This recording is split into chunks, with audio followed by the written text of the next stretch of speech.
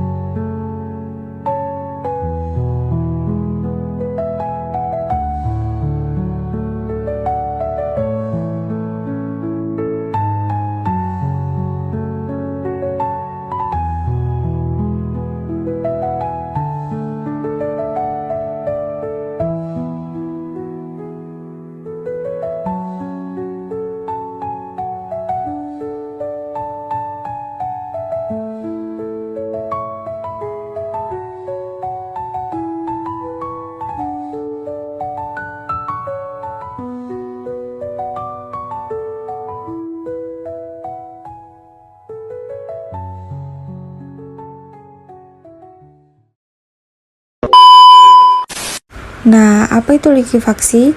Dari video sebelumnya dapat kita ketahui bahwa likuifaksi atau pencairan tanah merupakan fenomena hilangnya kekuatan tanah yang dipengaruhi oleh banyak faktor yang diakibatkan adanya perubahan tegangan pada tanah.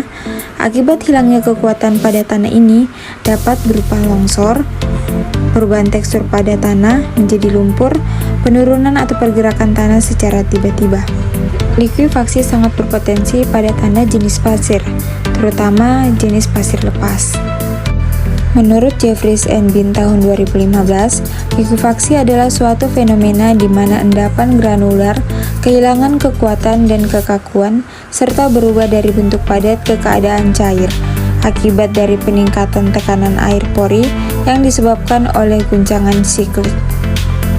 Nah, menurut Tohari tahun 2018, likuifaksi merupakan dampak dari peristiwa gempa bumi di wilayah yang tersusun oleh lapisan pasir lepas dengan muka air tanah yang dangkal kurang dari 9 meter serta dipengaruhi oleh intensitas dan durasi guncangan gempa bumi serta jarak dari epicentrum. Kemudian, penyebab dari terjadinya likuifaksi terdiri dari 4 faktor. Yang pertama, dominannya tanah berbutir kasar atau granular soils. Tanah ini meliputi kerikil, pasir, dan lanau yang memiliki nilai kohesi atau kekokohan yang rendah. Kemudian yang kedua, umur lapisan tanah yang masih muda. Hal ini disebabkan karena kekokohan yang didapatkan pada tanah yang masih muda, kurang padat dibandingkan dengan tanah yang berumur lebih tua. Setelah itu, yang ketiga adalah jenuh air atau muka air tinggi. Hal ini terjadi karena air yang berada dalam ronggaan dari butiran tanah dapat menimbulkan kenaikan tekanan hidrostatik yang tinggi di suatu lapisan tanah, yang menandakan bahwa kawasan tersebut rawan likuifaksi. Kemudian yang terakhir adalah gempa dengan skala magnitudo lebih dari 6 skala Richter. Gempa bumi dapat memicu likuifaksi karena dapat meregangkan gaya kontak antar partikel yang dapat menyebabkan kepadatannya hilang. Nah, mari lanjut ke dampak likuifaksi. Sebelumnya sudah dijelaskan penyebab dari terjadinya likuifaksi. Setelah terjadinya proses likuifaksi tanah, yang terdampak akan mengalami kegagalan, yang dimana artinya daya atau kemampuan tanah dalam menopang tanah di atasnya berkurang, atau biasa dikatakan tanah tersebut menjadi lembek. Hal ini berisiko mengalami penenggelaman benda dan bangunan di atasnya, sehingga menimbulkan kerugian material. Nah, dari peristiwa likuifaksi yang terjadi di Kabupaten Sigi, kita bisa mengambil pelajaran penting bahwa bencana alam bisa datang tanpa diduga dan dampaknya bisa sangat besar.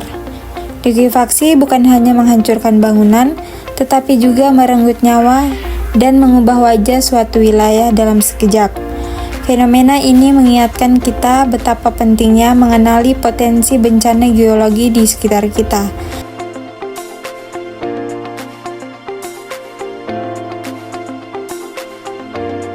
serta perlu perencanaan tata ruang yang tepat dan edukasi kebencanaan sejak dini.